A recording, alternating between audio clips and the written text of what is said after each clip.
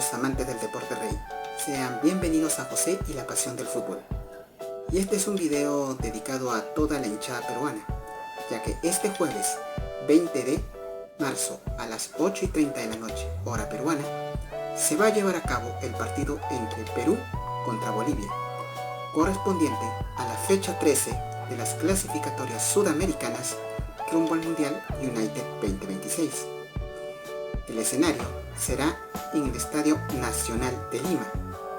Nuestra selección, a cargo del entrenador interino Oscar Ibáñez, buscará la manera posible de obtener un resultado positivo respetando la localía.